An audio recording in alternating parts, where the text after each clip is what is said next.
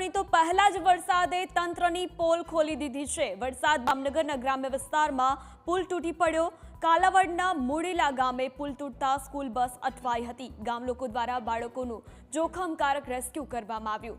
ભારે વરસાદ પડતા મુડીલા ગામની નદીમાં પૂર આવ્યું છે। પૂર આવતા મુડીલાથી નપાણિયા ખીજડીયાનો પુલ તૂટી ગયો હતો। પુલ તૂટતા અનેક ગામોનો સંપર્ક તૂટી ગયો। રસ્તાની વારંવાર રજૂઆત છતાં તંત્રનું સુસ્ત વલણ જોવા મળી રહ્યું છે।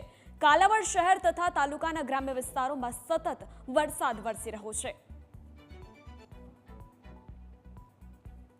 ફરી તંત્રની પ્રી મોન્સૂન કામગીરી સામે અનેક સવાલો ઉઠી રહ્યા છે। પ્રી મોન્સૂનની કામગીરીની તંત્ર વાત કરે છે, પણ કામગીરી કેમ નથી કરતા?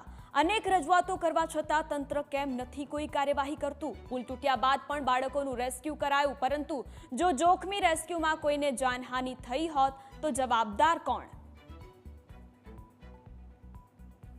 આજ મુદ્દે વધુ જાણકારી માટે સંવાદદાતા સંજય આપણી સાથે જોડાયા છે। સંજય, અવારનવાર આ પ્રકારે બેદરકારી જોવા મળતી હોય છે। પ્રી મોન્સૂનની કામગીરીની પોલ અહીં ખુલ્લી જોવા મળી રહી છે, શું વધુ વિગત?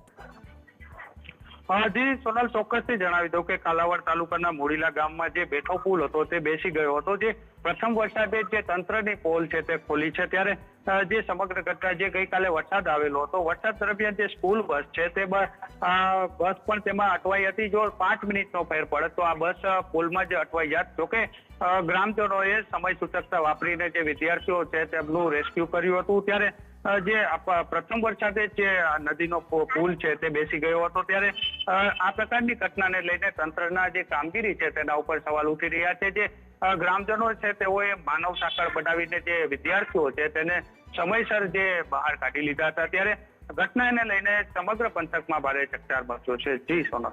જી સંજય, જોડાઈ વિગત બદલ આપનો આભાર।